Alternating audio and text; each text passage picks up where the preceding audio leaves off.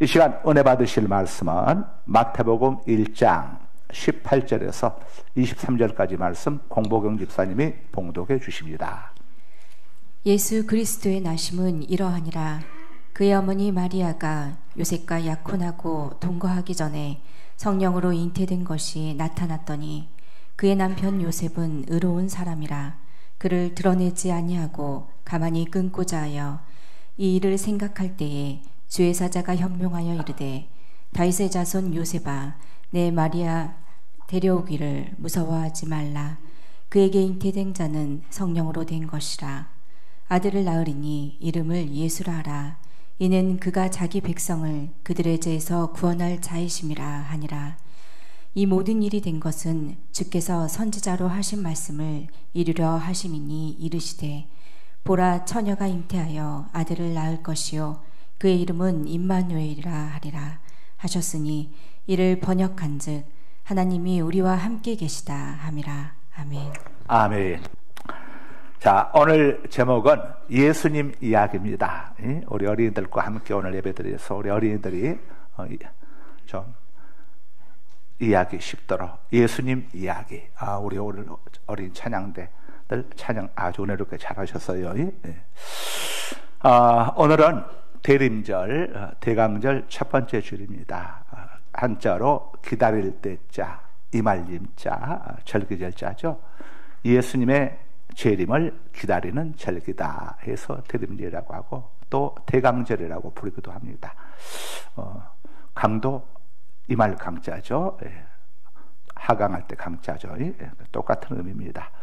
대림절이 어떤 날이냐 하면은 예수님께서 2000년 전 이 땅에 오셨습니다. 영이신 하나님께서 인간의 몸을 입고 육신을 입고 이 땅에 오셨습니다. 자, 성자 하나님이신 우리 예수님의 이 땅의 성탄을 우리가 기뻐하고 축하하면서 우리 예수님이 부활 승천하셨죠. 이제 또 다시 오시겠다고 약속하셨습니다. 다시 오실 그 예수님을 사모하며 기다리는 절기가 대림절 대강절입니다. 대림절은 첫 번째 주일부터 네 번째 주일까지 있습니다. 네 번째 주일을 보내고 난 다음에 성탄절을 맞이하게 됩니다.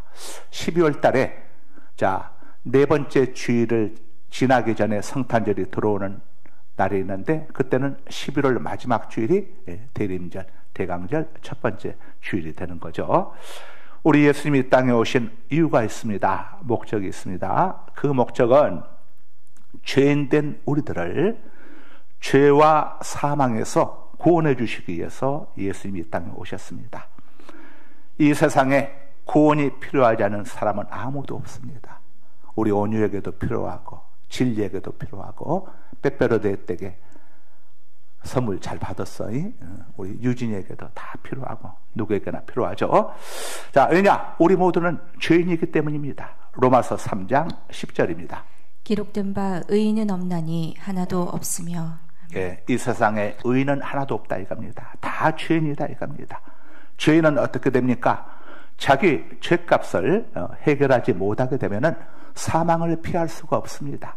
로마서 6장 23절입니다. 죄의 삭은 사망이요. 네, 거기까지.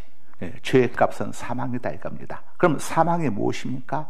사망은 우리가 죽고 난 다음에 우리 육체는 화장해서 한 줌의 채로 사라지지만 우리 영혼은 죽지 않습니다. 그 영혼이 지옥불에 던져지는 걸 이걸 사망이라고 하는 겁니다. 자, 목사님, 지옥이 있습니까? 성경은 지옥이 있음을 우리에게 정확히 알려주고 있습니다. 이사야 14장 11절입니다. 내 영어가 수월에 떨어졌으며 지옥에 떨어졌으며 내 비파 소리까지로다. 구더기가 내 아래에 깔림이여 지렁이가 너를 덮었도다. 구더기가 묘가 되고 지렁이가 이불이 되는 세계, 그것이 지옥임을, 음부임을 성경이 우리에게 알려주고 있습니다. 자, 우리 예수님께서도 지옥이 있음을 우리에게 이렇게 알려주셨습니다. 마가복음 9장 48절에서 49절입니다. 거기에서는 구더기도 죽지 않고 지옥에서는 구더기도 죽지 않고 불도 꺼지지 아니하느니라. 사람마다 불로써 소금치듯함을 받으리라. 김장할 때에 소금으로 배추 치듯이 그런 고통을 받게 될 것이다 하고 주님이 말씀을 하셨습니다. 또 누가복음 16장에 보면은 부자와 거지 나사로 이야기가 나옵니다. 세상에서 가장 성공한 부자와 가장 실패한 것처럼 실패한 것 같은 거지 나사로 이야기가 나오게 되는데 누가복음 16장 19절에서 21절입니다. 한 부자가 있어 자색옷과 고운 베옷을 입고 날마다 호화롭게 즐기더라. 그런데 나사로라 이름하는 한 거지가 헌데투성이로 그의 대문 앞에 버려진 채 그 부자의 상에서 떨어지는 것으로 배부리려 하며 심지어 개들이 와서 그 헌데를 핥더라.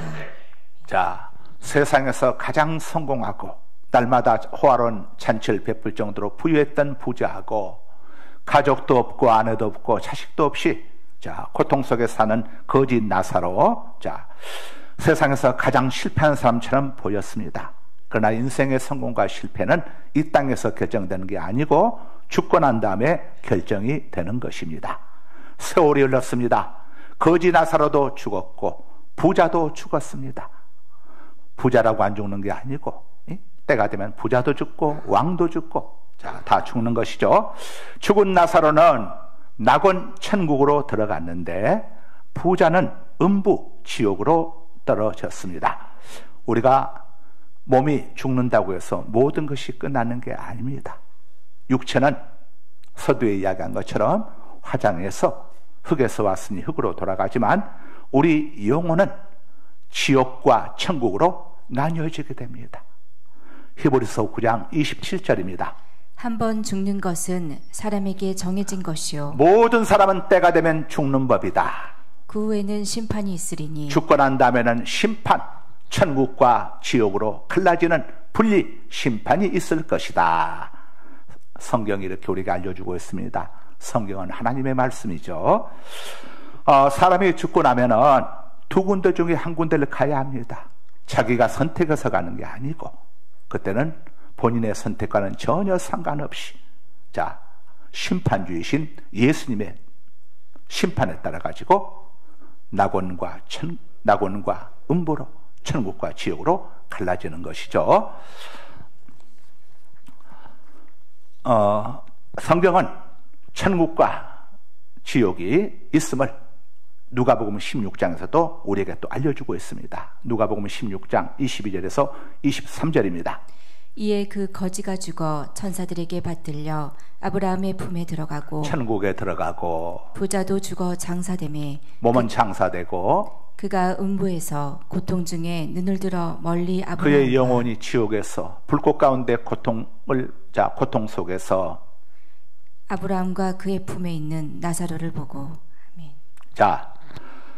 죽고 나면 그걸로 다 끝난 줄 알았는데 죽고 난 다음에 부자의 영혼은 음부 지옥불에 던져지고 나사로의 영혼은 낙원 천국에 들어갔습니다. 지옥이 어떤 곳입니까? 누가복음 16장 24절입니다. 불러 이르되 아버지 아브라함이여 나를 긍휼히 여기사 나사로를 보내어 그 손가락 끝에 물을 찍어 내 혀를 서늘하게 하소서. 내가 이 불꽃 가운데서 괴로워하나이다. 아멘. 지옥은 하나님의 은혜가 전혀 미치지 않는 곳이 지옥입니다.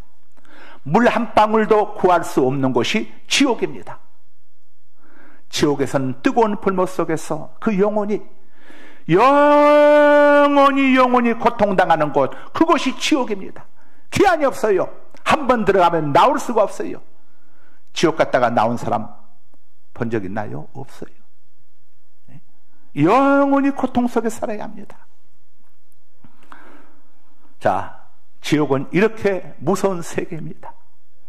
그래서 성경은 어떤 고통과 희생을 치르더라도 지옥을 피하라고, 폰이 지금 그냥 놀래가지고 지옥 이야기를 하니까 놀래가지고.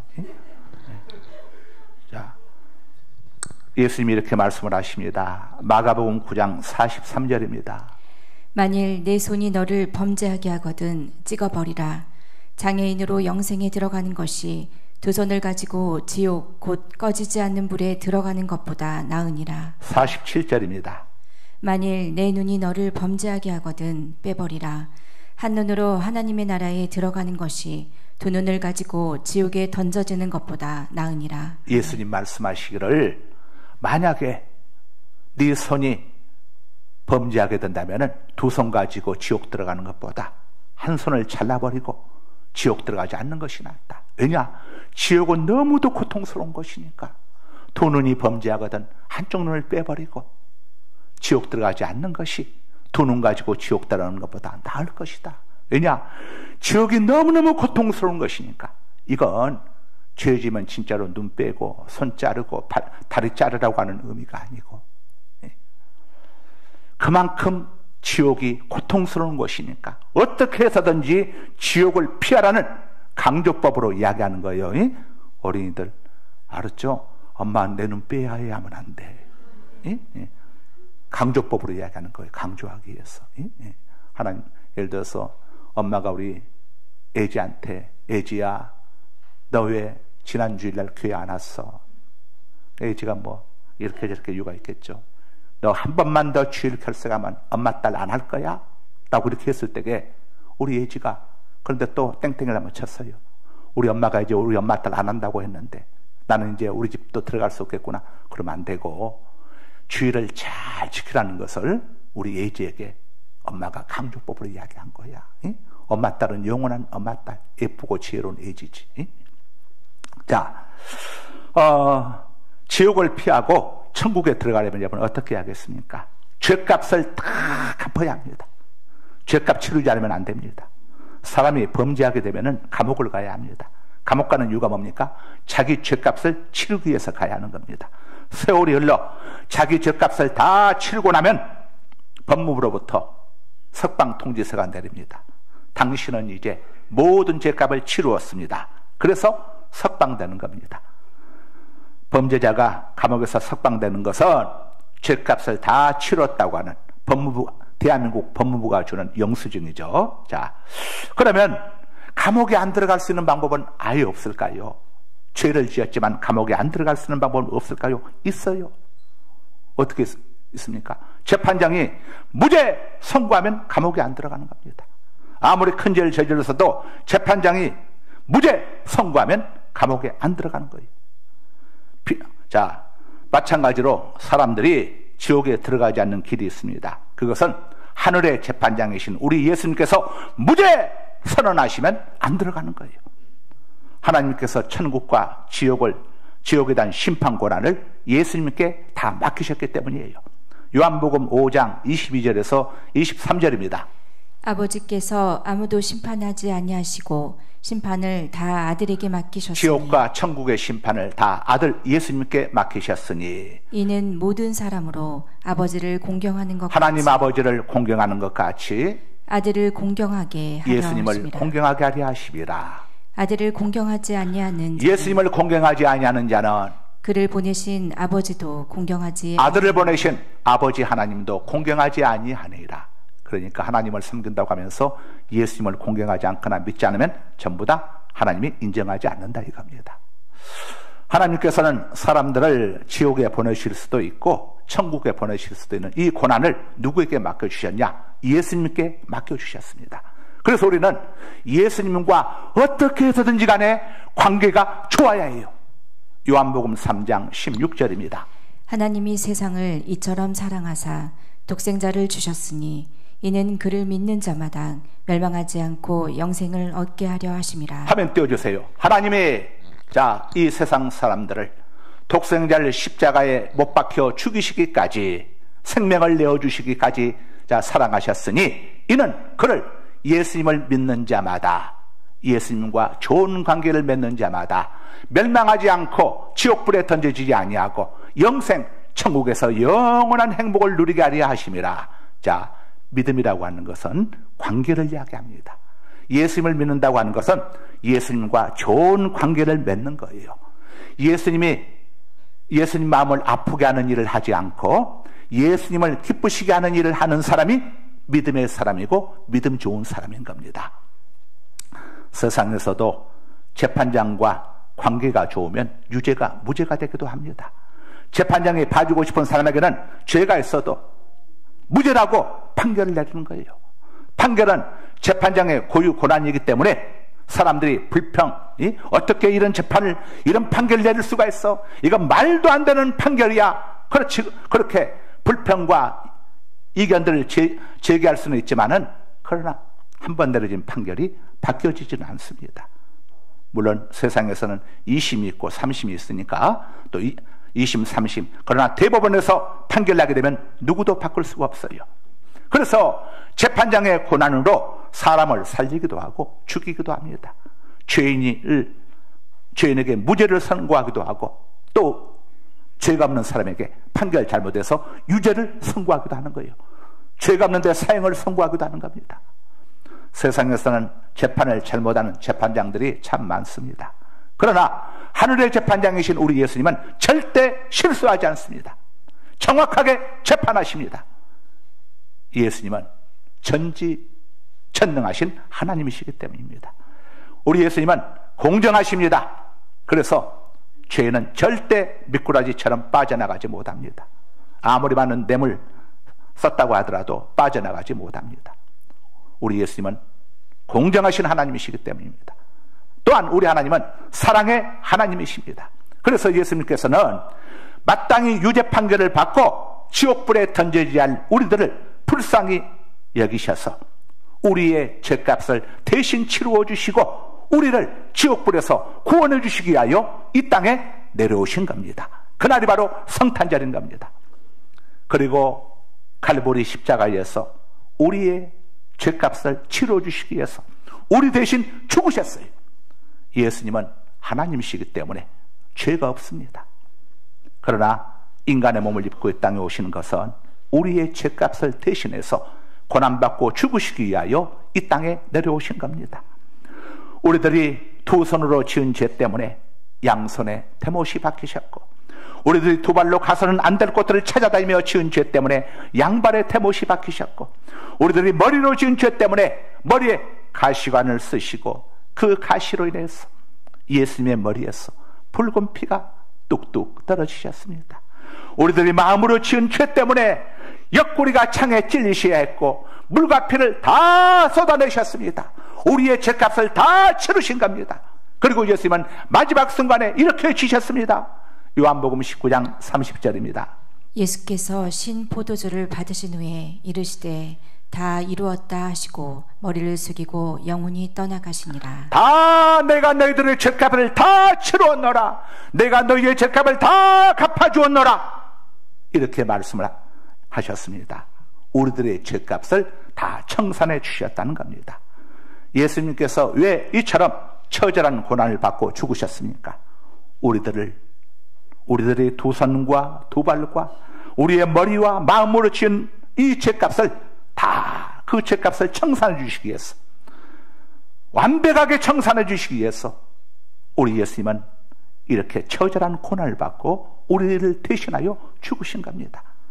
바로 예수님은 우리를 죄에서 구원해 주시기 위해서 이 땅에 찾아오신 겁니다. 성경이 그렇게 말씀을 합니다. 마태복음 1장 21절입니다. 아들을 낳으리니 이름을 예수라 하라. 이는 그가 자기 백성을 그들의 죄에서 구원할 자이심이라. 하면 그대로 요셉아, 너와 약혼한 마리아가 성령 하나님의 능력으로 임신을 해서 아들을 낳을 것이다. 그 아기 이름을 예수라고 짓도록 해라. 그 아기 예수는 자기 백성을 그들의 죄에서 구원해 주시기 위하여 이 땅에 오신 구세주 그리스도 메시아이시니라 라고 가브리엘 천사가 요셉에게 가서 전해 주었습니다. 예수님이 땅에 오신 이유는 우리를 죄에서 구원해 주시기 위해서, 모두를 구원해 주시는 게 아닙니다. 자기 백성이라고 씁니다. 자기 백성. 예수님을 믿는 자라 이겁니다. 예수님과 좋은 관계를 맺은 자를 이야기하는 겁니다. 우리들을 죄에서 구원해 주시기 위해서 오신 예수님과 우리는 어떻게 해서든지 간에 어떤 희생을 각오하더라도 좋은 관계를 맺어야 하는 거예요. 좋은 관계. 믿음이 좋은 사람은 항상 예수님과 좋은 관계를 맺기 위해서 힘쓰는 사람이 믿음 좋은 사람입니다. 예수님 믿으세요 하는 말은 예수님과 좋은 관계를 맺으세요. 예수님과 온수로 지내면 안 됩니다. 그분은 우리를 천국과 지옥으로 나뉘게 하실 재판장이십니다. 재판장과 좋은 관계를 맺어야 합니다. 그래서 오늘날도 재판을 앞두고 재판장하고 좋은 관계를 맺으려고 막 엄청들 이런저런 방법으로 이 엄청난 이익들을 주려고 하고 이렇게 하지 않습니까? 어떻게 해서든지 간에 잘 보이려고. 우리는 진짜 재판장이신 예수님과 잘 보여야 합니다. 사람은 속여도 하나님은 속일 수 없습니다. 예수 믿으세요 하면 싫습니다. 당신이 믿으시오. 나는 예수에 관심이 없습니다. 하는 분들은 예수님과 관계가 좋을 수가 없습니다.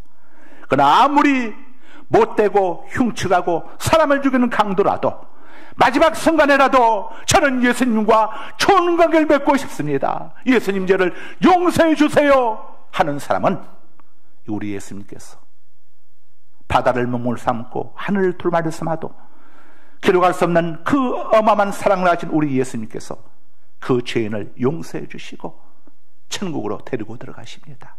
누가복음 23장 42절에서 43절입니다.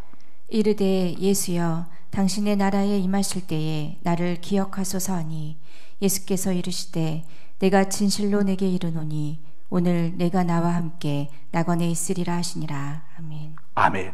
우리 예수님은 사람을 죽이고 살리는 지옥불에도 던지고 낙원 천국에도 데리고 갈 수 있으신 흉측한 강도일지라도 마지막 순간에도 그가 회개하고 예수님과 좋은 관계를 맺고자 한다면 용서해 주시는 우리의 영혼을 지옥과 천국으로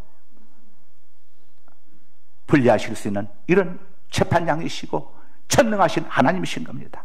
요한복음 5장 21절입니다.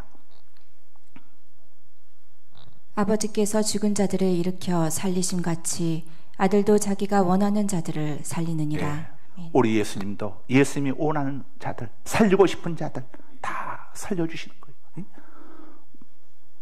이 목사님도 우리 유충버린들 보면 너무너무 이뻐요. 오늘 또 이렇게 가가지고 장난도 안 치고 잡담도 안 하고 예배 얼마나 예쁘게 잘 드립니까? 머리도 안 흔들고 그냥 잘하잖아요.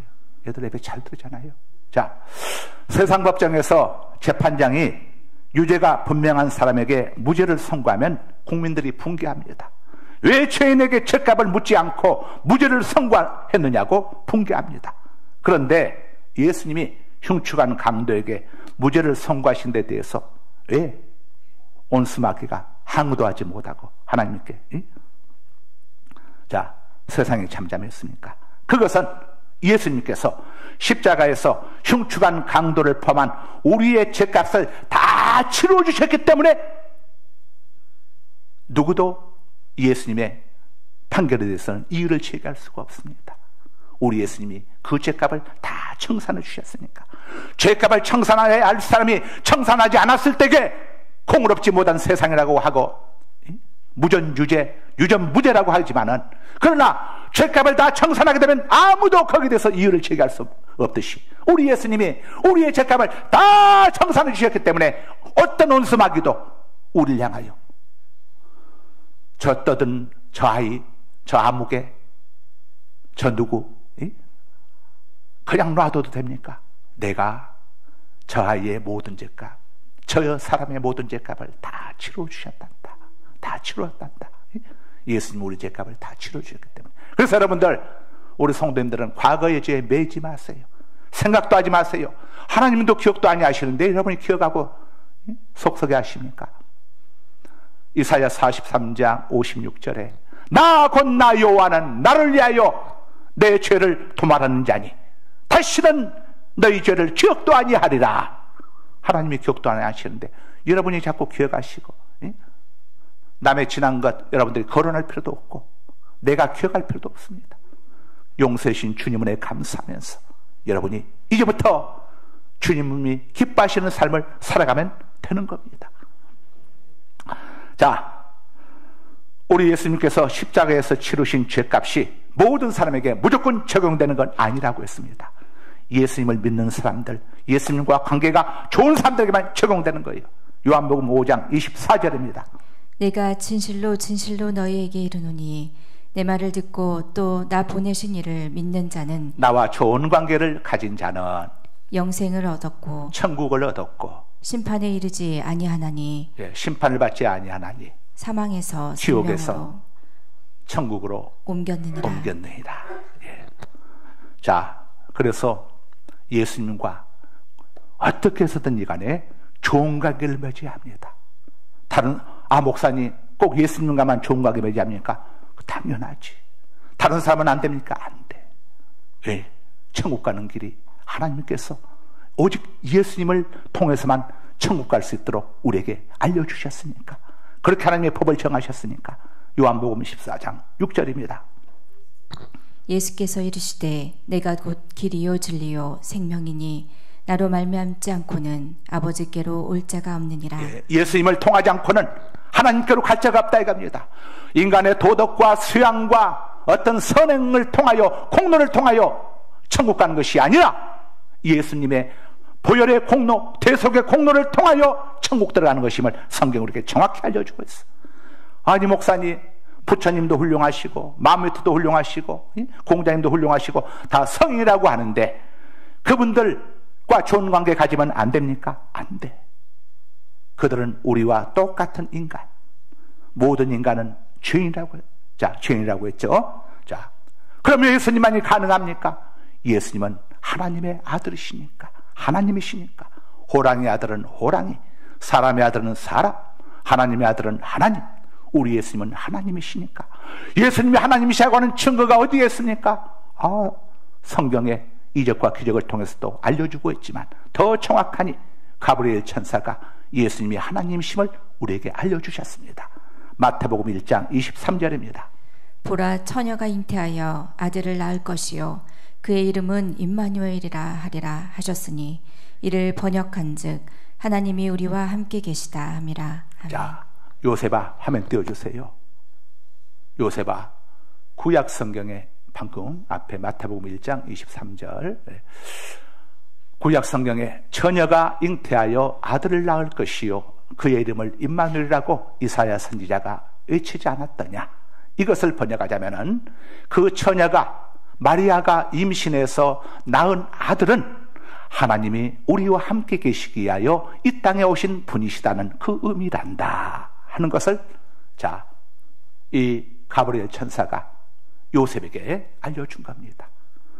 하나님께서, 영이신 하나님께서 인간된 우리를 구원해 주시기 위해서, 우리 가운데 함께 거하기 위해서 인간의 몸을 입고 이 땅에 오신 하나님이 바로 너의 약혼자 마리아가 임신한 아이란다. 그 아이의 진짜 정체는 성자 하나님, 하나님의 아들이시란다 라고 알려준 겁니다. 그래서 예수님에는 구원받을 이름이 없는 겁니다. 사도행전 4장 12절입니다.